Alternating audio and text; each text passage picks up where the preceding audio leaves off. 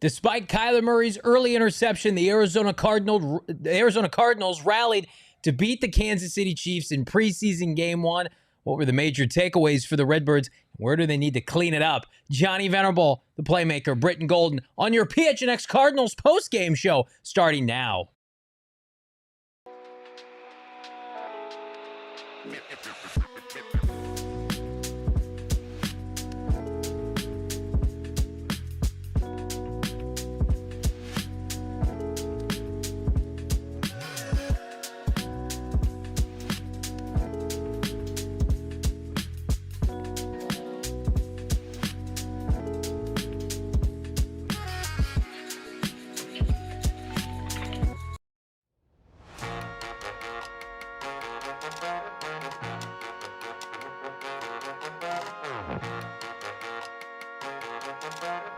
Welcome in, live from studio. It's the PHNX Cardinals podcast, post-game edition, your premier Arizona Cardinal podcast. Like and subscribe. Leave us a 5-star wherever you get your programming. I'm Johnny Venerable, Brittan Golden, former Arizona Cardinal wide receiver.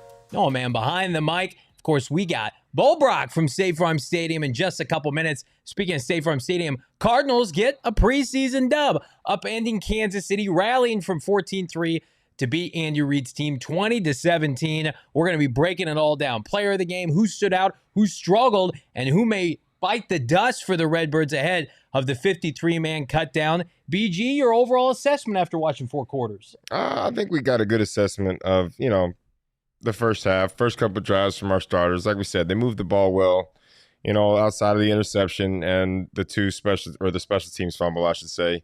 Outside of that, I thought the first team on both sides did pretty well. The second group looked really good. Jacoby Brissett handled himself really well, as he should have, against the groups that he was going against. But he moved the ball well. He made good decisions, got 14 points on the board. I think they did well. Overall, I mean, you got some of your young guys got to play at the end. We saw some guys, kind of hurt themselves. Yeah. As well as we saw some guys, Burch, who just kind of lit a fire and just kind of turned some heads today too. So I think there was a lot of good play from everybody that went out there. There's some bad stuff, but I think it's a good first, audition. Yeah, the Cardinals, I think there's much more good than bad in this game. We're going to talk about the bad. The first quarter was egregious. I'm sure Jonathan Gannon, who I'm assuming we're going to hear from later in the show, is going to have comments about that. But the Cardinals really controlled this game from mid-second quarter on. They were the better football team. The defense, by the way, they gave up one lengthy drive. That was it, right? They gave up, unfortunately, a touchdown, which was gifted to them by, the fumble by Greg Dortch early in the game. Mahomes and company didn't have to go very far. And then they allowed one drive defensively. Outside of that, I mean, really nice job by Nick Rallis' unit. But we're going to focus on the offense for the X Factor player of the game. 2 second quarter passing touchdowns for the Cardinals' new QB2. It's Jacoby Brissett, 5 of 8, 81 yards, 2 touchdowns, 2 turnovers, also ran for 10 yards. I mean, just you watch him operate. I know Gardner Minshew looked pretty good too. I mean, there's a reason why. Jacoby Brissett, best backup in football, was a starter at times during his career, specifically in Indy, and then last year with New England. Very, consummate professional, does a nice job taking what's available. The Xavier Weaver pass to end the first half was fantastic. So, again, there are people out there that want Jacoby Brissett to start over Kyler Murray. That's not happening. He was doing it against 2s and 3s. But at the same time, like, BG, you would not sweat if Jacoby Brissett had to start a game or 2 this year. No, and, Jacoby's done that throughout his career, right? I mean, he had to come in and start early, in his rookie season. He came in, he won games, he did what he was supposed to do, and he's done that throughout his career. He's been a very good backup quarterback that can turn into a starter and play starter. He's gone against the top competition. He's had success. So, it's one of those that if, dire circumstances come down to it and Jacoby has to go in the game, you don't feel too bad about it. No, I mean, to me, Jacoby Brissett is exactly what you want behind Kyler Murray, because I think he can teach Kyler Murray about consistency, right? You don't want the highs to be too high and the lows to be too low. I mean, we're going to talk about K1. He made some great plays tonight, right? He's an electric factor in terms of quarterback. And then, as we saw with the interception, there are plays that you got to have back, right? I think Jacoby Brissett, not Drew Petzing, but Jacoby Brissett can be that kind of saving grace for K1 to come back to on the sideline, talk about what was there and maybe what was not there. And then you saw with the Kyler Murray interception, like, throw the football away, take a sack if necessary, run out of bounds with your elite skill set. I took away so much from this game, from the quarterback position, and I'm still bullish on this group. I think in today's day and age, when there are only roughly, 4 to 7 elite quarterbacks on any given Sunday, I like the Cardinals quarterback room, especially because, BG, this roster is so much deeper on both sides of the ball. I thought the Cardinals controlled the line of scrimmage on both sides for the majority of this game. So, say what you want about Kyler Murray. I think he'll be just fine. And again, I mentioned this on the halftime show. He doesn't throw a lot of interceptions. This is not like some, common denominator like a Daniel Jones or Jameis Winston. He throws about 10 to 12 a year. It's not a consistent thing. It's more of an anomaly, and I think he'll clean it up. Oh, yeah, I do too. And I think, again, we can talk about how bad it was, how bad it looked, but it's part of the game too, right? I mean, everybody throws them. Even the best ones throw them. So at this point, we're going to chalk it up to preseason 1. Yeah. And if you don't like it, too bad. It's going to happen. It's tough. You don't want the highs to be too high. I see some pushback in the chat just because we saw last year in week 2, it was like the best player in the NFL and it wasn't sustainable, right? Like good, consistent quarterback play with minimal turnovers. Again, I think Kyler Murray can be as efficient as he wants to be, right? And sometimes it's deferring from some of those elite plays out of the pocket and staying within the offense to hit those intermediate to long passes down the field. I thought Kyler Murray looked great hitting the ball to Marvin Harrison Jr. and Trey McBride and Tip Ryman. And now I'm looking at this and thinking to myself, just play within the confines of the offense, right? I thought the offensive line looked fantastic in the first quarter. I mean, they controlled the line of scrimmage while Kyler Murray was in the game. James Conner had plenty of room to run. I thought Trey Benson, when he was running north and south, looked good. Yeah. I mean, outside of the second unit going against the 2s for Kansas City up front on their offensive line, which did not look good, right? That one possession where Jacoby Brissett got destroyed. I thought the offensive line, specifically the Cardinals starters, the 5 starters from Paris to Jonah Williams, asserted themselves against the defensive line, in my opinion, that's one of the better ones in football. No, they did well. And did Chris Jones play in this game? I don't know. think he did. Karlaftis and some of those guys were out there. I mean, yeah, you had some of your stars out there. Chris Jones is definitely a massive addition to that defensive line that would change a lot of things. But like you said, I think the offensive line, especially the first group, did a really great job of asserting, and setting the line of scrimmage on both sides of the football, offense and defensively. So, I mean, it's like I said, there's a lot of positives, a lot more positives than negative that came out of this game. And, we'll see how it goes going into this week of practice and see how it comes in week 2, preseason. Yeah. And again, Kyler Murray is not auditioning for anything right now. Kyler Murray is working with his head coach, his offensive coordinator, his skill players to find the best rhythm for them to have sustained success over 17 games. We're going to have a clear picture of Kyler Murray in December and hopefully January when they're playing late into January. August reactions right now, I mean, Jordan Love did not look good tonight. This kind of stuff happens, right? Jimmy Garoppolo got to a Super Bowl. Brock Purdy got to a Super Bowl. I'm deferring to, and again, I've been consistent with my messaging here, BG. You cannot think of Kyler Murray, first overall pick, franchise savior anymore until he proves that, right? He is not Lamar, Joe Burrow, Josh Allen, Mahomes. Can Kyler Murray be the kind of player, a Dak, an Alex Smith, a Baker Mayfield, that consistently wins and gets you to the playoffs, has good seasons, and then, when we get to the postseason, you let your roster flex for itself. Let's see Kyler Murray then take that next step. I think unequivocally he can be that. And there are going to be people who scoff when I put Kyler Murray's name with those quarterbacks on both sides. People are going to say he's not as good as Dak, or why are you putting him in a category with Alex Smith? I just feel like Kyler Murray is likely going to give you 2 to 2.5 to 1 touchdown to interception ratio. And then hopefully some special plays with his legs. He can run the football for touchdowns. As long as he limits the turnovers and converts just a few more deep shots and a few more touchdowns this season, with the improvement of this roster, specifically defensively, and especially the schedule, which is dog water to begin with, Cardinals are going to be just fine. No, I agree. And I think the main thing for Kyler is just manage the game, right? You don't have to really, look at these quarterbacks. Jalen Hurts, for instance. Right. The dude is he's a great athlete, great football player, but you never see him. He doesn't have to completely take over a game all the time. Yeah. Right? And he does a good job of just making the play when the play is there. Yeah. right? And like he's consistently in the playoffs. He's consistently making a good push in the playoffs. Like that's kind of what you need from Kyler Murray now. You need Kyler Murray to come out here and make the plays that need to be played. Like that interception today, that can't happen. No, right? It was inexcusable. Are interceptions going to happen? Yes, but that can't happen. The ones like that can't happen. And that's what the guys like Jalen Hurts and Brock Purdy, when he got to the Super Bowl, that's what those guys did. They made the easy plays and they limited the bad interceptions. And again, maybe he's taking a chance, and we'll hear from him in the postgame. It's like, I'm not going to make that throw in the regular season. Yeah. I wanted to try to make a play here in the preseason. I get, like, you are all correct. The people who are being critical of K1 cannot make that throw. Like, we're not going to come on this postgame show. I'm not going to come on here with my co-host who played in the NFL wide receiver and say, you know, it was a miscommunication with Marv, or it was bad pass protection. It was just a horrendous decision. He made 8 throws. One of them was terrible. The other 7 were fantastic, right? Like, they got some stuff to clean up. But to think, I want to flush this opportunity with K1 down the toilet over a preseason pick in the red zone. I think I remember watching plenty of Carson Palmer interceptions early on, and certainly Kurt Warner threw his fair share before he took off in 2008, 2009. So, again, is it cause for concern? I don't think so. I think it's something that they're going to own and they're going to move on from it. I think it'll be fine. I mean, we can go back and forth with people all day about it, but, you know, at the end of the day, this is what you have to go for. You just have to hope it gets better.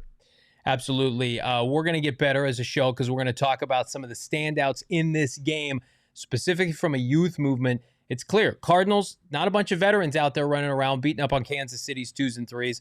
While the future is bright, specifically with this rookie class, hit a like, subscribe. We're coming right back. In the meantime, why don't you check out our friends at NASCAR Championship Weekend, October 31st through November 2nd at Phoenix Raceway. Again, NASCAR fans, they get the best access in sports. You can too, October 31st through November 2nd.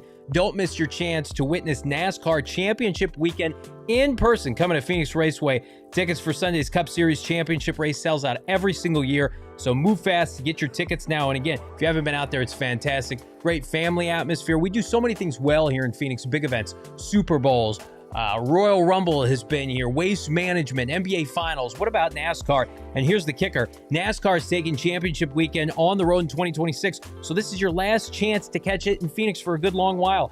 Tickets, hospitality, and upgrades are still available. Get your links now in the description in the show notes. Again, we're going to be out there having a blast. Such a big fan of what they do here, NASCAR in Phoenix. Check them out now.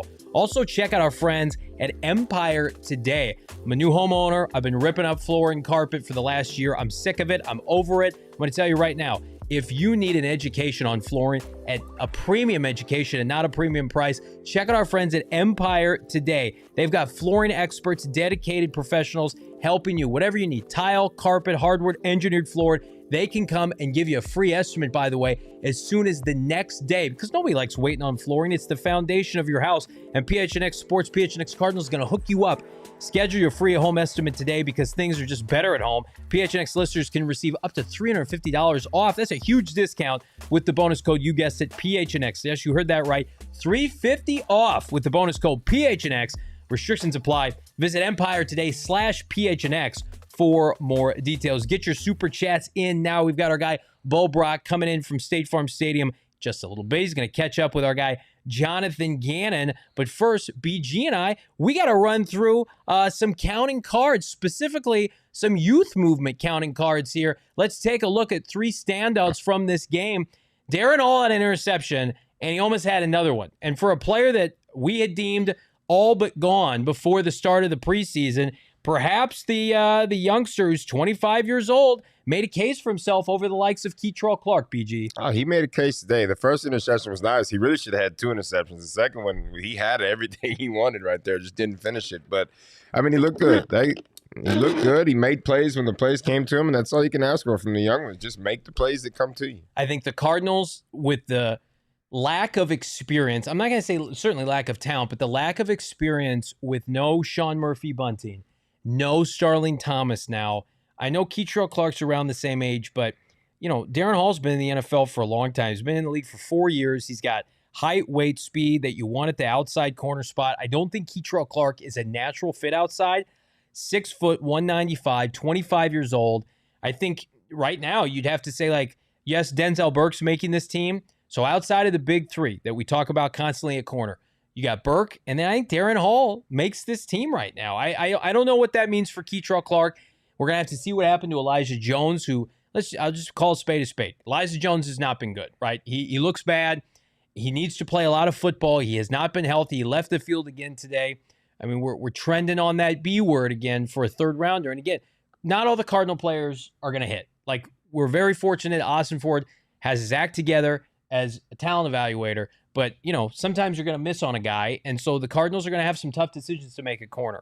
No, I agree. And it's just going to come down to who makes especially on these bubble. The guys that are fighting for the 4th and 5th spots, in every room, wide receiver, DB, D-line, all of them. The guys that are fighting for those last 2 or 3 spots, right? It's all going to come down to what plays you make during these games, right? You can look great as you want to be in practice. Right. And yes, that has a slight factor that goes into t-shirt it. Sometimes. Yeah, well, that's my thing. If you don't look good in shorts and a t-shirt, you're in the wrong profession. Yep, you're out. Right? So it's just one of those things, the guys that make the plays when the plays come in these games, in these preseason games, and the guys that have been consistent through training camp, through practice, that's going to be the difference, and that's going to be the ultimate factor of who makes his team and who doesn't. Absolutely. We got 400 watching live. Hammer that like button. The goal is 1,000 likes here on a post-game show. We keep things going here. Darren Hall over to the other side of the ball. Xavier Weaver, who, again, looks fantastic, was an undrafted player out of Colorado last year. The Cardinals stashed him on their active roster. They knew if they had cut him, he would have likely been claimed by another team. He looks good, and he has a skill set that, frankly, nobody else in the Cardinals receiving room has consistently. And I would include Marv in this. He's got legitimate 4.3 speed. He's a burner at the collegiate level. He had some rough edges to smooth out last year. He looks much more comfortable, BG. And you would know this, playing receiver as a player in the NFL. Touchdown catch tonight. Looks good in rhythm, drawing penalties. Somebody who's got experience returning the football. The Cardinals had a really tough time with that tonight. And then you saw Greg Dortch, a little bit inconsistent. Does Xavier Weaver show you enough? He's going to make this team. Should he have an expanded role in this Cardinal offense?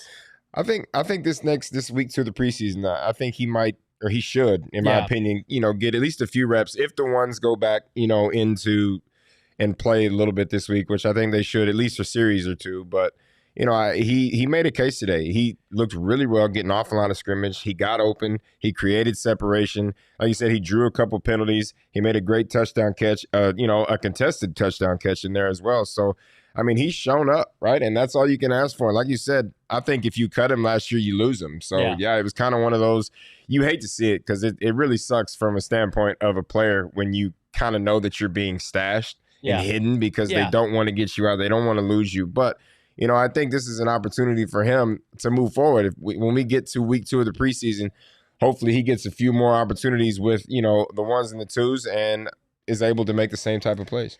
Speaking of making opportunities, we look at the last name on counting cards, a player that, listen, was always going to make this team, but I deemed him probably a developmental guy, just given who's ahead of him. Jordan Burch has other plans. Jordan Burch tonight should have had 2 sacks, a couple bad penalties that resulted in those being wiped out, but all that matters is the tape. His tape was excellent, dare I say elite. Now, they were backup tackles for Kansas City, but he whooped them good. I mean, he showed off the power and the length and the athleticism that we heard about from Oregon. Now, BG is not a speed rusher. Jonathan Gannon even said he has an opportunity, like if they need him, to kick inside. But you saw what he did today. 52 was constantly around the ball. He was being blocked and grabbed the running back with one hand, pulled him to the ground. And then, of course, those 2 should have been sacks. You look at this draft class, we're going to get to it here in a little bit, led by Jordan Burch tonight, have to be really optimistic, especially like Baron Browning, Josh Sweat, Zaven Collins, Jordan Burch, B.J. Ojolari. Suddenly that group looks way better than a year ago. I agree. Burch came out here and just played with his hair on fire. Yep. I mean, he was in the backfield almost every play he was out there. Yep. Right? Like you said, the 2 sacks that are wiped away by bad penalties, like he did what he was supposed to do tonight. Yep. Right? And we talk about making plays when you have the opportunity. He got into the game and he made plays every chance he got. And that's exactly what you want to see. And when you start naming those guys, right, the defensive line that you've got, right, and you mix them with the Dalvin Tomlinsons and the Calais Campbells and Darius Robinson, who had a good night, I thought, as well, too. I think it's just creating a depth at that defensive line position from the outside backer to the D-line. I think it's creating depth, and you can kind of find, let it fall into play. The Rams for so long had an 8-man rotation on that defensive line. And there was no fall off. No. There was no fall off from the first 4 to the second 4. So if you can find a way to create that and get guys that are playing like that and making plays and doing what they're supposed to do, right? I don't care if it's a backup tackle, a starting tackle, you got to make that play regardless of who's in front of you. And he did what he was supposed to do tonight. It's so funny you bring that up. I saw people point this out on Twitter. It's 100% correct. LJ Collier had a sack in the third quarter. LJ Collier is a good player who's going to make this team. LJ Collier was a starter last year in the Cardinals D-line. He's now playing in the third quarter of a preseason game. And that's not an indictment of him. He got brought back, 1-year deal. The staff loves him, former first rounder for Seattle. Suddenly the Cardinals are like, LJ, you can play in the third quarter. You're going to make this team rotation. We're going to utilize you at the highest level. But they've got Dalvin and Calais and Darius. Walter Nolan's going to come back. Dante Stills looked good early on. Let's see what Elijah Simmons can do. This unit, to me, defensive ends, defensive tackles, it's night and day. And listen, Kyler Murray, if there's going to be some growing pains, some inconsistencies to begin this year while they're still figuring out offense, this defense is equipped to handle it. Like we saw tonight. I know it was depth and, you rotate seconds and thirds and fourths in terms of depth chart players, but the Cardinals adjusted and played really well to end this game. So nothing to scoff at. We're going to get to some Kyler Murray presser clips right around the corner, the latest from the franchise quarterback. What was he thinking on that interception? We're going to tell you right around the corner. It's PHNX. But first, I'm going to tell you right now, it is a brutal summer here in Phoenix. I was leaving the facility the other day in Glendale, 1:16 when I got to my car, and I thought to myself, did I remember to set my thermostat? And then I know I have APS Cool Rewards right now. You can manage your energy bill from afar on your smartphone, your mobile device. If you're on the APS time of use plan, you can use the device to automatically adjust the thermostat to take advantage of lower costs at peak hours. Again, it's a reminder, nearly half of energy costs come from cooling and heating. The smart thermostat can help manage your bills and keep that figure down. This is, since I started with APS, I'm going to tell you a personal story. I have saved the most amount of money since I've moved to Arizona. I consistently be paying $500, $600 for my cooling bill. It has dropped dramatically. Check them out right now. APS customers may be eligible for a smart thermostat as low as $0 when you enroll in the APS Cool Rewards program. Plus, if you already got one at home, see if you're eligible for the rewards. Plus, they've got free installation in the description below. Must be an APS customer. Other restrictions apply. They have taxes and shipping associated with that. Go to apsmarketplace.com for more information. Love my smart thermostat. I'm never parting with it. I also love our friends at Mountain American Credit Union. Mountain American Credit Union. Again, if you're in the market for a new credit union and you don't know where to start, everyone needs help with a checking account. Everyone's got bills to pay. Mountain America's My Style checking account has the perks just for you. They've got I love perks. I love signing up for cards when I know I'm not only getting elite savings and guidance, but I'm getting things like restaurant deals, mobile phone protection, identity protection, offers on travel and events, and more. Again, check them out right now at Mountain America Credit Union. Visit macu.com. That's macu.com/mystyle. Again, insured by the NCUA, membership required based on eligibility. Some benefits required, no cost activation. Terms and conditions apply. Check them out right now. Mountain America Credit Union doing great work, as is all of you in the chat. Hammer that like button. Subscribe to PHNX Sports. Again, a little light on the likes. That's okay. Hammer that like button. We're going for 1,000 likes. If you don't like the 1,000 likes, maybe you'll give the likes to the rookie class for the Arizona Cardinals BG on full display. This preseason game one, the Cardinals rookie class was fantastic. We already thought it would be pretty good. Walter Nolan out, Will Johnson starting. No, man, let's see the rookie class for the Arizona Cardinals. Will Johnson, BG, he had the one pass penalty, which I thought maybe a little bit questionable, and no-win situation there for the defense. 4 targets, 0 receptions for the 47th overall pick. No, I thought he played well, right? I mean, the penalty, that's just a part of the, the growing pains coming from college to the NFL, right? You can get away with that little hook in college. You can't get away with it out here. They're looking for it, right? It's just a little bit. It's kind of like the illegal contact thing. Illegal contact's not a big call that they use in college football. You're allowed to kind of put hands on the guy when you're 15, 20 yards downfield. You can't do that in this league. So I think just getting, trying to get used and managing getting to the NFL style of play on defense. It's hard to play defense in the NFL. It's hard. I tell people constantly the hardest position to play in this game is corner. The hardest position to play is corner. You're starting at a disadvantage going backwards, right? But you can't do anything. You can't touch the guy. You can't be around it. The rules already favor the offense. The rules do favor the offense, so it makes it really, really hard to play corner. But I thought, in the series that he played today, he played really, really well. It was a good defensive play, right? He just, that hook, the little left-hand hook is going to get you every time. On the surface level, I thought that was a clean play. And then you saw the replay and you're like, okay, I understand. And Mahomes is so savvy. He knows right where to go for the ball. He knows right to go to the rookie. But again, I'm excited to see him next week. I'm excited to see this next player. We talked about Jordan Burch.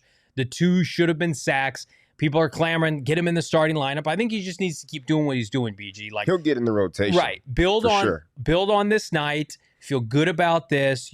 Everybody's going to have different levels of offensive tackle. But the good news is you're seeing, like, he has a skill set, and it's evident. We're not sitting here respectfully and talking about Jordan Burch like talking about Elijah Jones, 3rd rounder last year. It's like you would rather have him do this than not do this. So Burch, we've covered it, was fantastic. How about the 2 young defensive backs? We've had them in studio this offseason. Let's start. Keaton Crawford, former Texas recruit. So we know he's an athletic freak. Played special teams, was a rotational defender for Sark.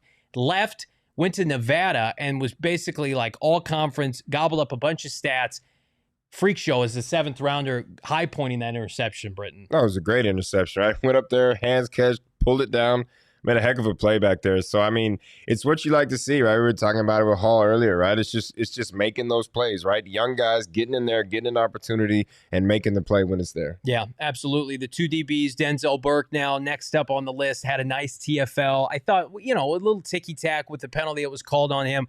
He's so refined. Like Denzel Burke, we talk about Will Johnson a lot because of his high ceiling. I think Denzel Burke just has a high floor.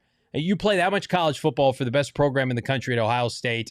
Everybody knew who he was. A lot of people thought he should have been a top 100 selection. The Cardinals got gifted him in the 5th round. I think he's firmly in a spot on this team, a developmental corner that's going to be a fixture on special teams. So nice to see that. And then Cody Simon, not a lot of headway tonight. Not a lot of splash plays from the off-ball linebacker spot. This is a defense that tonight was emphasized by their D-line and their secondary. So Simon gets 3 tackles, but again, can build upon this. They can ease him into the role. But Mack Wilson Sr. is kind of running by himself at that position of note at off-ball linebacker. So the Cardinals rookie class, I mean, Brittan, you add Walter Nolan, the 16th overall pick to this, who is supposed to start practicing here soon. We assume he may miss week 1 at New Orleans. That's a rookie class. Like, here's what we'll say. Defensively, we know how these players are going to be utilized. We've seen it. We know how good Rollis and Gannon are. It's not a surprise to me that they're performing at this level already.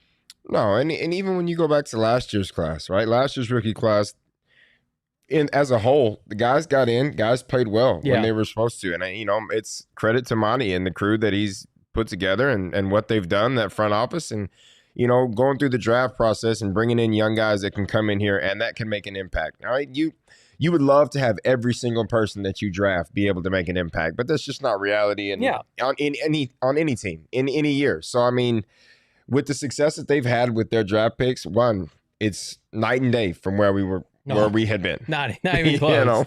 But I think they've done a great job. It's really nice to see rookies get in there and make an impact. Kyler Murray making an impact. We're going to switch over to the franchise quarterback who took the podium just moments ago. Here's Kyler Murray on what he saw on that interception in the first quarter. Yeah, obviously you want to put the ball in the end zone.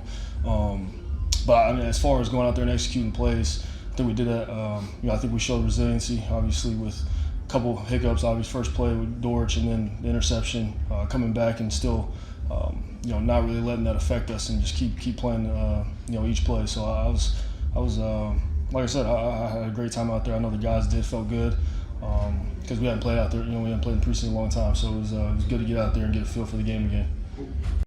I'm sure people are going to twist words there of like, I felt good, we had fun. And again, like maybe that shows us they're trying some things out and it's not do or die.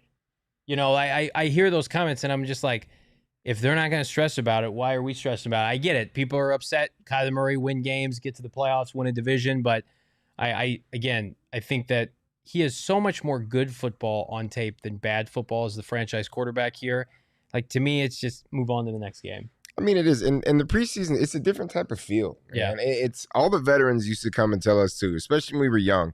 Your rookie year, your second year, right? Especially not like a high draft or a lower drafted guy to an undrafted guy, right? You're nervous. You want to make plays. You want to, you're trying to be the best you can be. So there's a lot of tension, and you got veterans that are in there like, look, dude, just go out. It's preseason. Go out and have some fun, relax, play, do it, and then guys are playing like that. And I think you could tell by how he answered, right? It's like, come on. All right, he goes, we're just out. It's exciting to get out there and play a preseason game. He and a lot of those guys haven't played a preseason game, and Lord knows how long, 2-3 years, right? It's one of those positions where it's like, look, was that interception bad? Yes. Should I have made that throw? Probably not. But at the same time, we're just out here having a little bit of fun, going out and playing the game. Here's Kyler Murray on his game in general. I think, if it would have went perfect, it would have, you don't feel like you need to, if there's any corrections that you need to make, I feel like personally, obviously it was 7 for 8, the one incompletion was interception. For me, that's something that obviously I'm thinking about, regardless of how good it felt to play again and how well we moved the ball. But I think that was good for me. It was good for me to get it out, and just like I said, play football again at that speed. Because like I said, you can't replicate it in practice. Here's Kyler Murray talking about his connection with Marvin Harrison Jr. and MHJ in general. No, I mean that's it may look simple, but I mean it's a very well executed play. Throwing on time, anticipation obviously behind the backer, Marv going in there making a catch. Protecting himself. I thought it was a solid play. So Kyler Murray again, you feel like this team, he understands. Like, yeah, if I would have had a perfect night, people would feel differently. Maybe I would feel differently. But it's the best team in the United States, in the NFL over the last half decade plus. They prepare better than anybody. They've had arguably the best defense in the NFL the last couple of years. So again, if this was late in the season with a playoff berth on the line and it's Seahawks at home, we're having a different conversation, right? I think it's just because there's been so much hype, so much dialogue, so many conversations about him. I mean, like, thank God there's more games to be played. Thank God we don't stop here and then take a 3-month break. Yeah. So the narrative can just fester over. The best thing for Kyler Murray is just keep going out there and trying to get better every day. That's it, man. And to just have a little bit of fun. Enjoy the preseason games when you get to go out there, and it's just a relaxed feel, right? Because come week 1, that can't happen, right? Then we're, like you said, we're having a different conversation once we get to the regular season. But I mean, we've harped on it enough. Yeah. The boys are just out there trying to have some fun, trying to play loose and enjoy it. Everybody, we got 500 people watching live. We appreciate all of you. Hammer that like button. Anything else, Noah, man? Let's get our last bite from K1.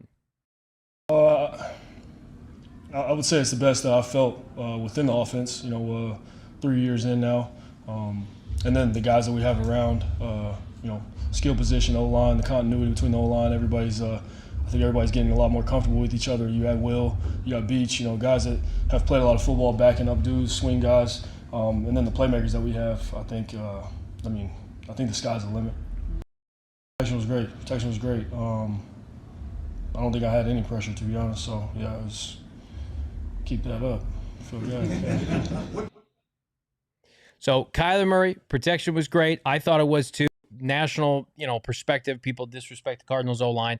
It's damn good. It held up fine.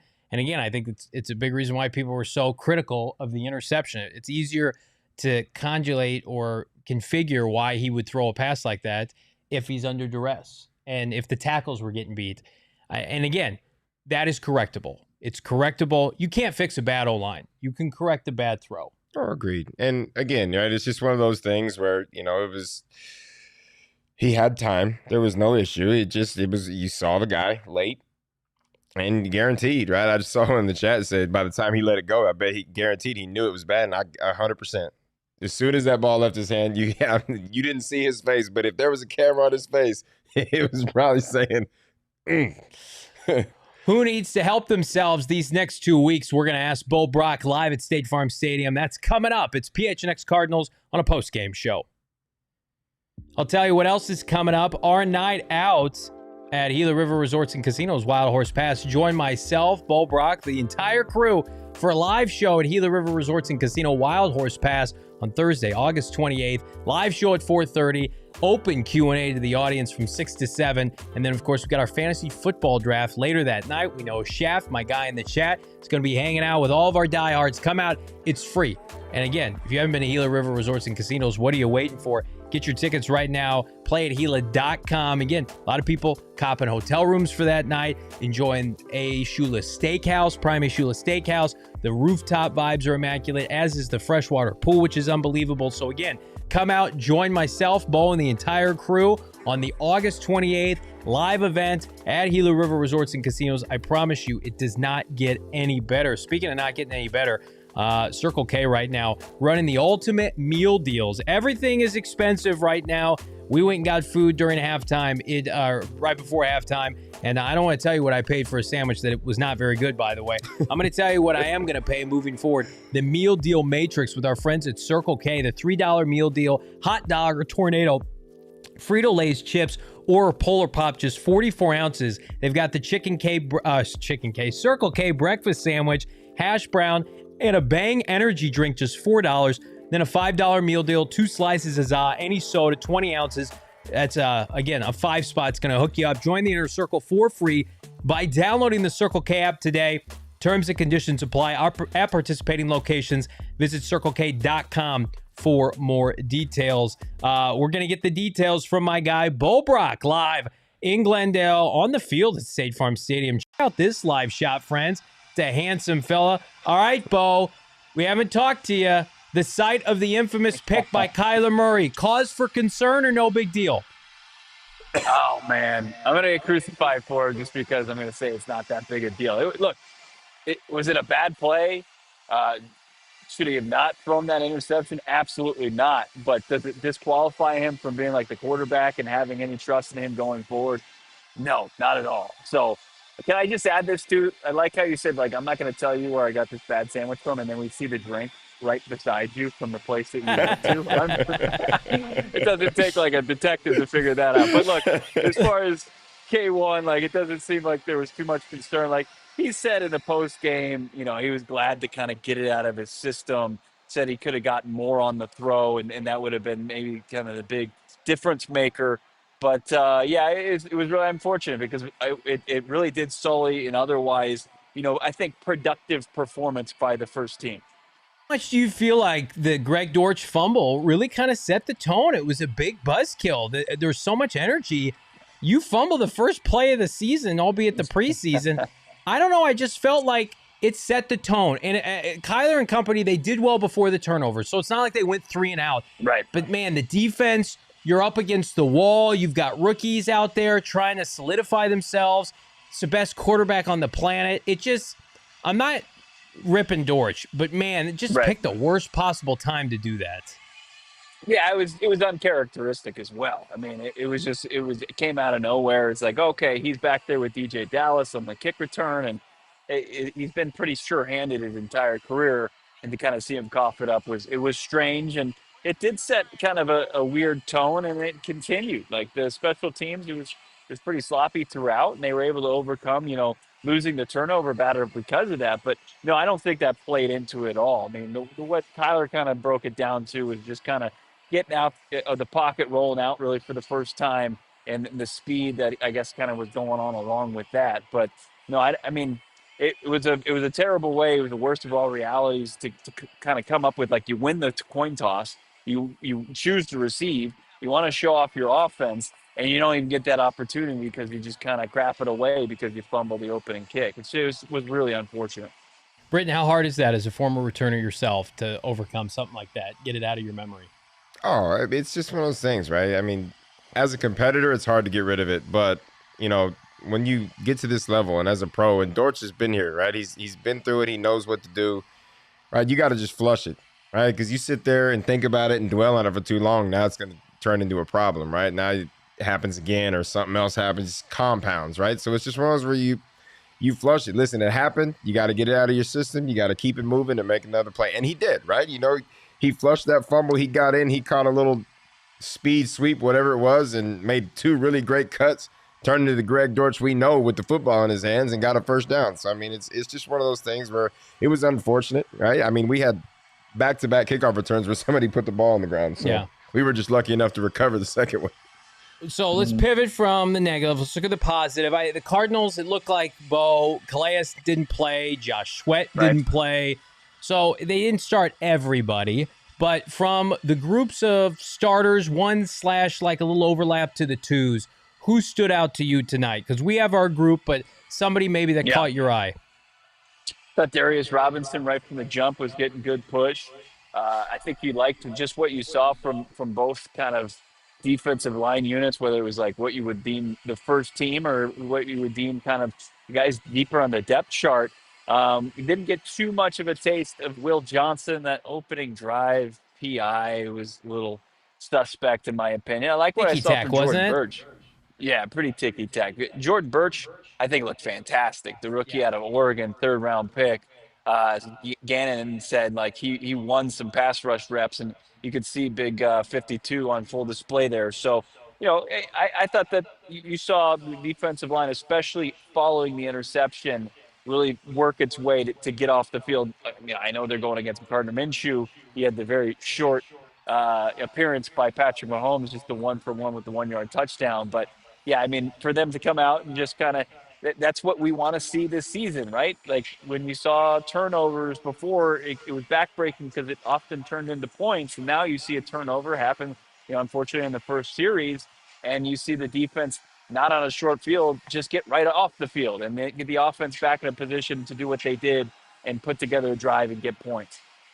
Are you concerned about this offense? Like it's hard because you sit here and you want to embrace it and you want to say, man, that pass to Marv looked good and the timing of the screens and the Trey McBride, Michael Wilson factor.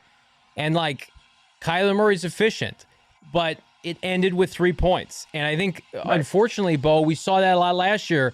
This unit had trouble scoring touchdowns. And I think, people are pushing for Jacoby Brissett, which is laughable. He's going up against 2s and 3s. But he put the ball in the end zone twice. And that, at the end of the day, is going to be how many yards did he put it up in the air? Like I think it was, it was a lot of yak there. He tossed it to Amari Dermacado, and then he had a 1-yard touchdown pass. Like, I'd say I knew it was going to happen. We all knew it. It was as clear as day. It was telegraphed. It's like, people were going to come and be chirping about Brissett as soon as the stat line got to where it is for the box score scouts out there. But no, I mean, it was concerning, but I think I saw it, like I said, I think it's solely the overall decent performance where you did see the anticipation route with Marvin Harrison Jr. You saw an explosive with Trey McBride. You saw a nice little passing catch with Michael Wilson. What Brittan was talking about, the Greg Dortch plays. I thought the Greg Dortch play early on, I think his first catch was Kyler just kind of went through his progressions and just dumped it off to Dortch, who made a play to get a first down. So I think there was a lot of decent plays out there. But then, I understand, like, you want to get the points. Gannon talked about that, probably goes for it in other situations. But just for whatever reason, 4th and 1, they decided to put Chad Ryland in there and put up 3 points. I thought the offensive line, Bo, was good, minus the first time that Jacoby Brissett took the field. Because I think the 2s for Kansas City were eating against, frankly, a lot of players that may not be on this team. Fryer looked rough. No Kelvin Beachum, no John Gaines. So that was understandable. But, man, I thought the first team offensive line did a great job. I thought Kyler Murray had plenty of time to operate. I mean, honestly, like, tonight looked a lot like last year, where you could move the ball when you wanted to. Lines of scrimmage looked good. And, you were refined with kicking field goals, and they eked out a win. They had a nice victory. But at the same time, you only got Patrick Mahomes for one possession. Gardner Minshew picked you apart the one possession he had, or the two possessions he had a touchdown drive. So, I mean, like your assessment with the Cardinal line of scrimmage play, which I thought was a plus tonight. Yeah, it was. I agree. I think it was like the starting offensive line. Kyler said he felt no pressure. He said, keep it up. Let's keep that going. So, uh, relatively unscathed. Like his was an unforced error for the most part. He didn't have any pressure in his face on the interception, and he didn't have pressure, throughout his two series. So you like that. And then once you got to the second unit, you saw that hey, the depth isn't there. You didn't have Kelvin Beachum playing tonight. He did not dress, and you're not going to have Will Hernandez for we'll see for it's indefinite for the most part right now, but we'll see when they can get him back. So you've got depth on the way and already, on the team. It's just as far as this game as he did, and it showed itself, and you don't want to get to that point. But luckily, you've got your five starters in good standing right now, and they looked really good. Isaiah Adams and Paris Johnson Jr. and Yelda Froholt, like that group looked solid. Jeff in the chat making a great point. I'm going to call it out. Came out of this game relatively healthy, minus it looks like Elijah Jones again. So we use that, Bo, as a transition here from the good to the not so good. So no Justin Jones, it looked like tonight. No Bilal Nichols. DJ Dallas, to me, I am not impressed with what I've seen, both as a runner and then your job is to return kicks, and you put two of them on the ground. Looked incompetent in terms of field position. Who had a tough night for you that could put their roster spot in jeopardy, in your opinion? Yeah, I think there's still confidence in DJ Dallas. I mean, there's more, I think, within the organization than there is from the fan base, from you, from a lot of people, right? And we'll see. I mean, does this shake this? I think people also understand production can change. So it's something to monitor, no doubt about it. Hayden Connor, I think, had another tough night. You mentioned Elijah Jones. He did return to the game. It seemed like he stepped on a guy's foot. Christian Jones, we'll see. Gannon said that's a knee. So I don't know what the severity is on that for the second-year tackle out of Texas. But he did not return. But other than that, relatively unscathed as far as health-wise. But, as far as the performances go, the touchdown against Max Mountains from the 1 yard line, I'm not going to crush him for that. It was a nice catch by Brownlee. I think Owen Papo, maybe you would like to see a little bit more from a coverage standpoint at the linebacker position, but there wasn't any egregious standouts there. Well, what about Clayton Tune? Let's talk about him. So they did get the win. He put together a couple drives that resulted not necessarily in big time, point totals, but I think he led a field goal drive, and they sealed the deal at the end. But I mean, he had the really bad interception. Accuracy was kind of all over the place. I mean, we both assume that they're going to cut him and then bring him back on the practice squad.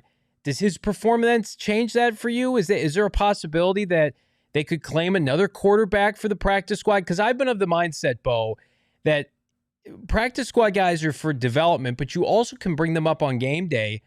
I just don't know if this team can afford to put him out there. I think there's going to be enough from a veteran perspective. Let's say, God forbid, Kyler Murray has to miss 4 to 6 weeks, and you need somebody backing up Jacoby Brissett. I don't think that person can be Clayton Tune. Am I nuts? No, I don't think you're nuts. I think that this performance, now we're seeing a ton of Clayton Tune in the preseason. We've gotten a lot of these reps over the last 3 seasons. We've endured a lot, right? And, is this coming to an end? It certainly feels like that because you haven't seen the maturation. You haven't seen the development. I don't think you've seen enough to justify that. Could he come back to the practice squad in the form of a placeholder just because of the familiarity? I think that's a possibility, but I think the ship is leaving the docks here officially on the Tune squad. Yeah, and again, it's a likable guy, great player great person in the locker room, but I mean, just the Cardinals, this is a big year for them, and you get 3 years to develop, and it's looked about the same, right? I think the Cardinals they might be out of the Clayton Tune business. And again, like this is sounding harsh. This is a business, right? It's a performance-based business. And so I can be critical of a player and we can praise a player here.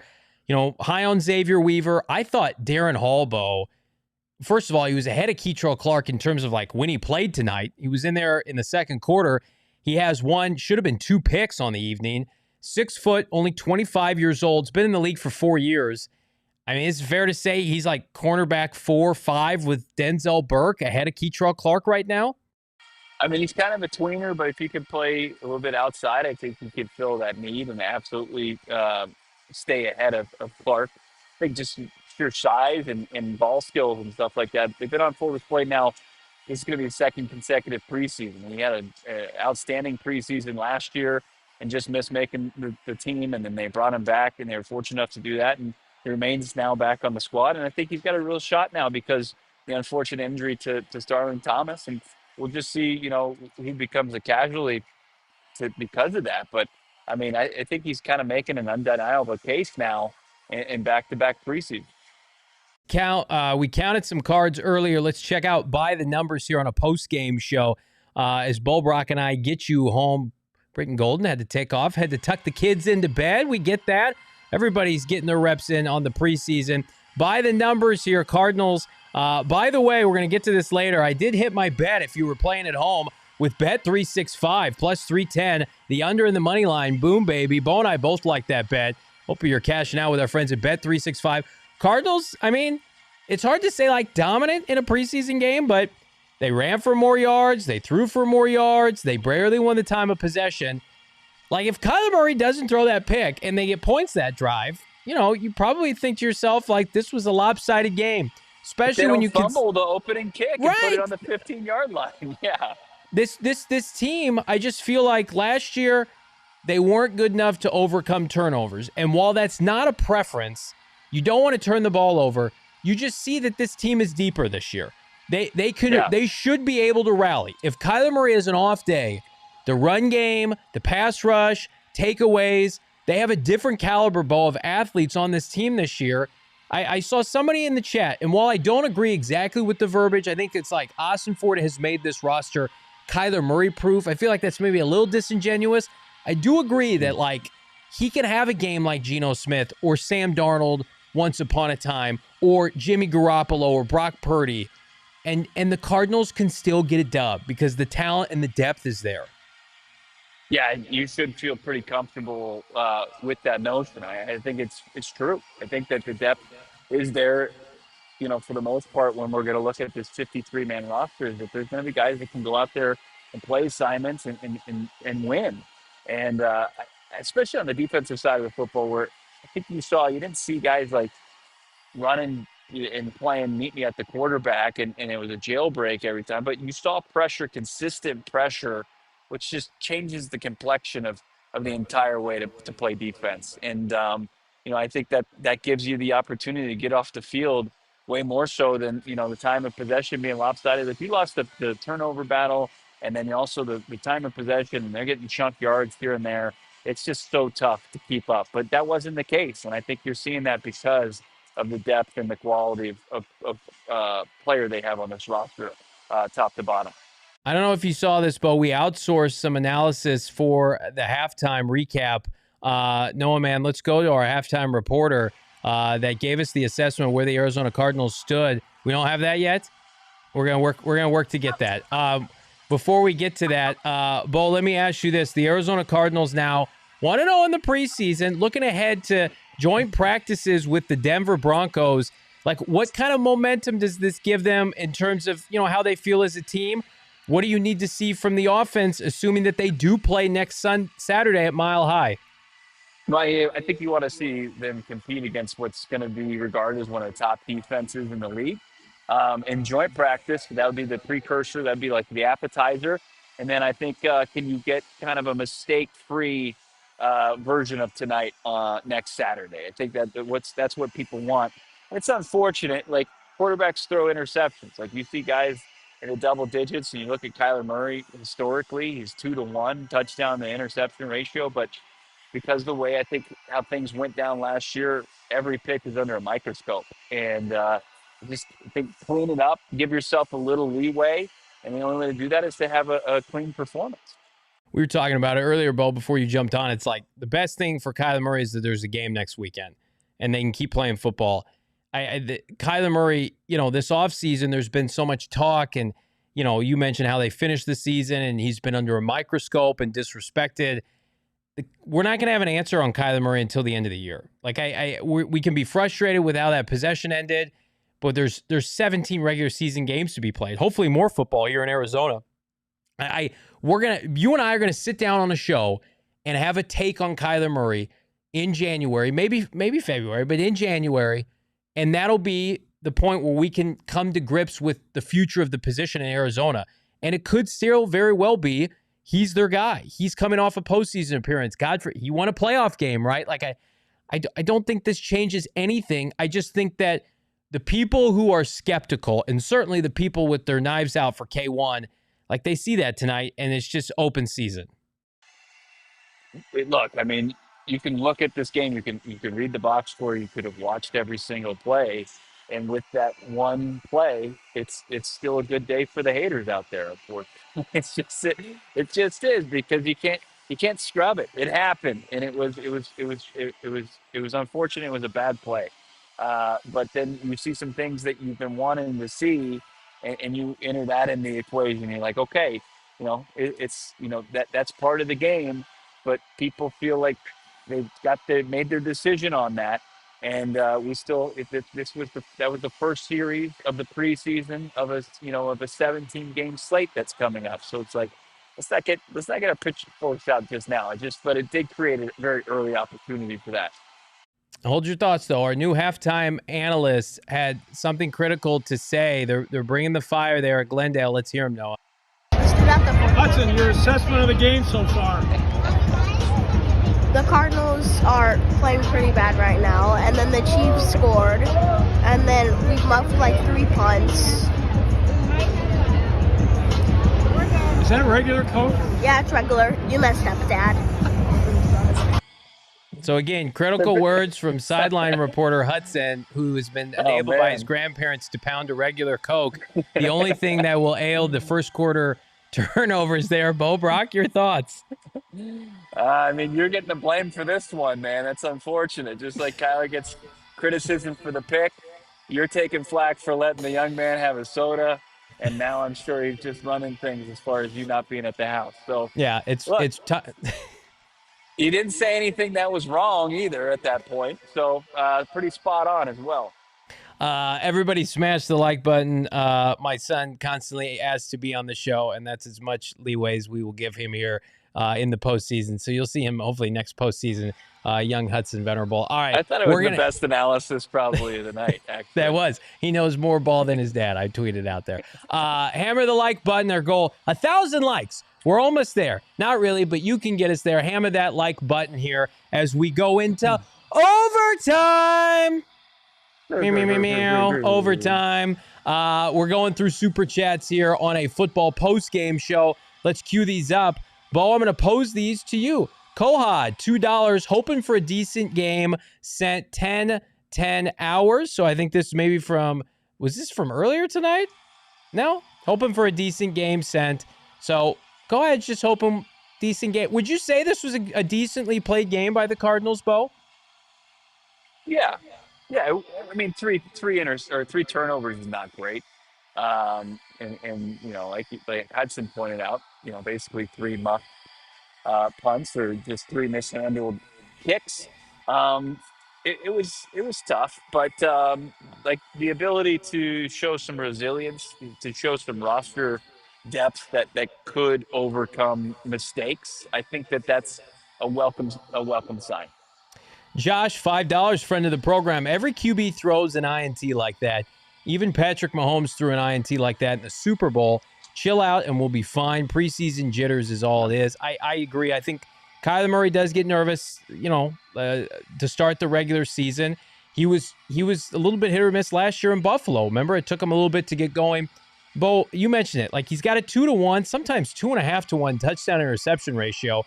He runs the football. I mean, like, he has never been. People are pushing back on me on Twitter. I posted. He's never been somebody who turns the ball over a lot. Now, you want to make an argument like his turnovers are ill-timed against good teams. Okay, you have that argument, especially like November, December, January. Those are conversations we can and we will have. But like, hey, Kyler Murray's Danny Dimes, Jameis turning it over 25 times. That's never been K1. Yeah. Yeah, it's just tough to provide context for just a bad play.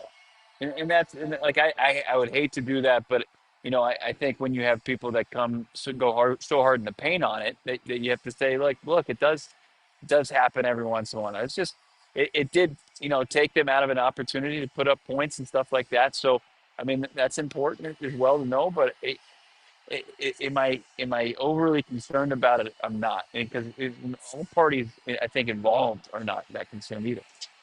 Indigenous Daddy, this is fantastic. $5. About to introduce a new Cardinals fan to the world. The boys are looking good. Hashtag newborn. So in the context of Indigenous Daddy, keeping things even keel here, he's having a baby. He or she's having a baby. And then, of course, Kyler Murray throwing an interception in a preseason game. Not that big a deal, Bo. Not that big a deal. Congratulations. Hoping for a happy, healthy little bundle of joy there. Congratulations. Eric, $5. Win the 9th pick in the 2026 NFL Draft with the 9th pick. The Arizona Cardinals select Cade Klubrick. No, thank you. I'm going to go ahead and say... Cade Klubrick hasn't done anything ever that rivals what Kyler Murray has done on the football field. Never. Never. Look it up. It's also, Bo, like, people are frustrated with Kyler Murray right now. What could they have done differently to come into the season? Let's say Kyler Murray's not on the team. What other options were there? They weren't going to get a quarterback early in the draft.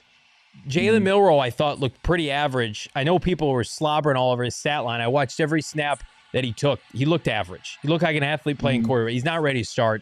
And then, like, would you rather have Sam Darnold here? Like, some people are making that argument. Geno Smith's not being traded in the division. Didn't Sam Darnold throw an egregious pick on the first drive? Yeah. So to me, it's like there's just... sometimes you have to play the hand that's dealt. And right now, the Cardinals feel like this is a winning hand with Kyler Murray. So, I don't know. It just, not every offseason there are going to be clearly, available upgrades. That guy, Angelo, friend of the program, $2. Cardinals beat the Chiefs equals Super Bowl, Bo. I mean, AFC champions. I mean, what else do you need to know? Might as well just book your stay in Santa Clara now in February. Super Bowl preview. Some people are saying it. Matt, 199, liked the way they deployed Marvin tonight. Yeah, I did too. I thought Marvin looked good. That catch was great. I thought Sam Acho, by the way, did a great job in the broadcast taking over for Ron Wolfley, who deserves his flowers. But Acho made a point. He's like, that's probably a catch last year that he tries to make with his body. Made it with his hands. His hands look stronger. So I thought Marv looked good. I thought Michael Wilson looked good. It's BG mentioned this on the halftime of the pregame show, Bo. It's not a weapons problem. It's a usage problem. It's a consistency at quarterback problem sometimes. It's a play caller problem. Like James Conner looked great tonight. The Cardinals have enough skill players, do they not? They do. No, they absolutely do. And I think you saw them move the ball, and that now you just want to see them cash in more with all those weapons. Diego, $2. Bo, how big did Tip Ryman look out there? Hashtag just the tip. Tip Ryman, he had a big, catch and run. Was it big? Was it like 5 yards and did he run over somebody? Chief player got hurt, right? And they had to get the training staff, and then he throws the guy to the ground and then spears him again and gets penalized for it. Like, they're going to have to contain Tip now. They're going to have to start putting this guy in like a straitjacket or something. I mean, he's out of control out there.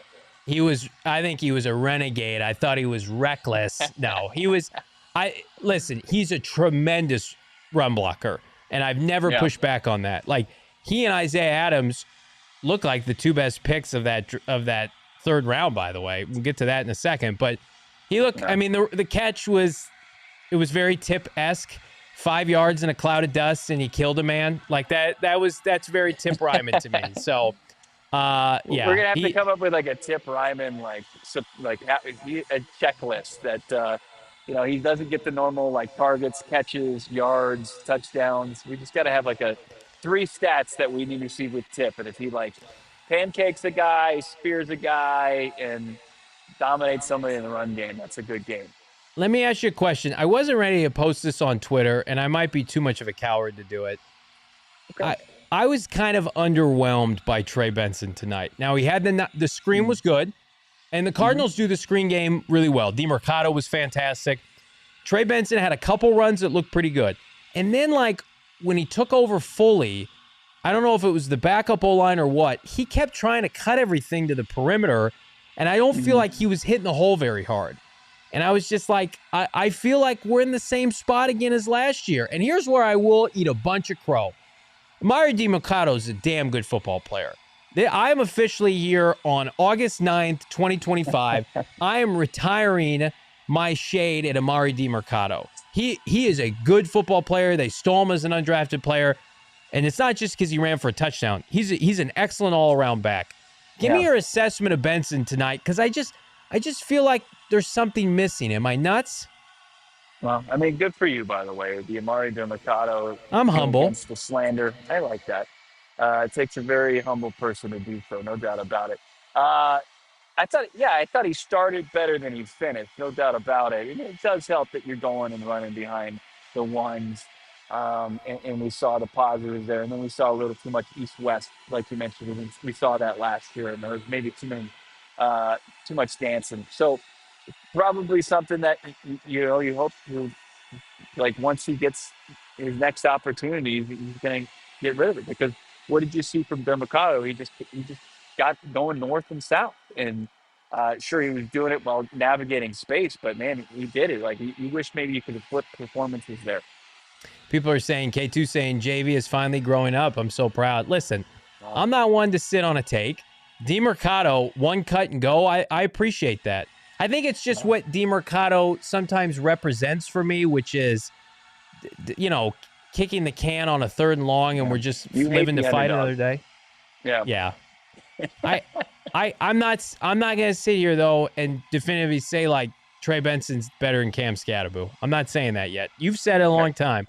We're gonna see how those takes age. It's a competition. It's like nobody asked for this, but you decided we've got to pit them against each other. Can I just say, your boy's not even healthy, by the way. Your boy's not even healthy. He didn't even play today. They're just keeping him in the garage to the regular season. They've seen enough, they said. They're saving him. I mean, there's a reason they re-signed James Conner. James Conner's the guy. He looked great tonight. Like, now, they're clearly trying to make Trey Benson a thing. They're saying he's a 1B to 1A James Conner, and I think he's a better pass catcher than we give him credit for, but I don't know. I'm waiting for that. Where's that pop run from the ACC where he's got 4.3 speed? That doesn't exist in the NFL.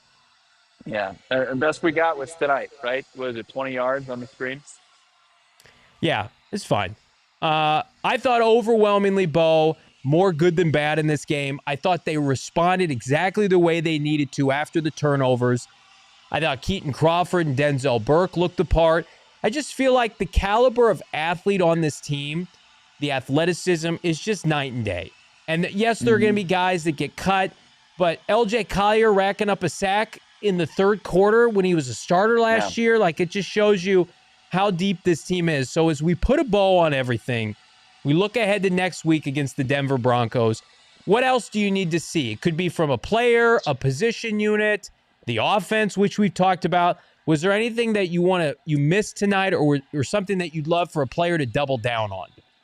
No, I mean, I think you want to see more MHJ within the rhythm of the offense, maybe more spamming him the football potentially. I'm not saying do that in his preseason game. Let's see like 2 to 3 targets. Now, I know he officially had 2 in the stat sheet, and the second one was the pick. But I think that's what people want to check off as far as if they're going to see him in the preseason, they want to be able to check that box. And then, see some sacks. I think you want to see some opposing quarterbacks put on the turf from this revamped defensive front 7. Yeah, I'm with you. Again, like, maybe we get Sweaty J next week. Maybe we get a little Calais, although Calais, he can do what he wants. What's the point? Right. Cody Simon playing late into the game, but Owen Papo didn't look great. Akeem Davis-Gaither didn't look great. Like, somebody take that baton. I still think it'll be Cody Simon eventually next to Mac Wilson Sr. More Will Johnson, I think, next week. Let's get Will Johnson a couple more snaps, maybe another possession. I think this team, again, if we weren't sitting here and if Kyler Murray in that unit got to the red zone, kicked a field goal, I think the narrative even would be that much different. But because you go on Twitter and you see every aggregated account ripping Kyler Murray. I mean, I see people on the national stage saying you can't draft Marvin Harrison Jr. in fantasy because of the pick by Kyler Murray tonight. It is flipping wild out here, Bo, on the Twitter streets. That's tough, man. That's tough to be making it. I mean, people are probably saying Jackson Dart's the next, coming of Eli Manning and Shedeur Sanders. Everybody's made off their first preseason performance of 2025. And that's unfortunate because it couldn't be further from the truth. I mean, I remember a couple seasons ago, we thought DTR was going to be the next great Cleveland Browns quarterback, and nobody is even in the league any longer. The takes on Shedeur Sanders against Kyler Murray are going to be outrageous. I can't stomach them. I can't handle them. But that's why it's preseason football. It's gross and we love it. Last super chat here, Greg. Prayers answered, JV. Time to trade Cam for Bam. Okay. Bam looked pretty good in the fourth quarter, did he not? Bam Knight? Yeah, looked good. Thought he was fine. Sure. We want to get deep. We're not on this one. Yeah. We're not going to go that deep. Here's what we will do. We'll ask for your likes and your subscribes here on PHNX Cardinals post-game show. Again, 1,000 likes, get us there, and of course, get us to 50K here on YouTube. We're going to be back on a Football Monday, breaking it down, the fallout. Plus, this is, I think, the only local affiliate, knock on wood, that's headed out to Denver for complete coverage. Myself, Bo, and Noah, joint practices with the Denver Broncos. Can Kyler Murray and the offense get it going against the top-ranked unit? He ought to know Vance Joseph's defense better than most, considering he had him once upon a time in Arizona. But in the meantime, big thanks to everybody. Big thanks to BG, Bo at the stadium, our guy Noah crushing it on the graphics. You guys have helped make our kickoff show, our tune-up show, if you will. Not Clayton Tune, but our tune-up show here on PHNX Cardinals pre-halftime and post A+. Drop us a like, leave us a comment. We're back on a Monday. Peace. We all silly like the mayor.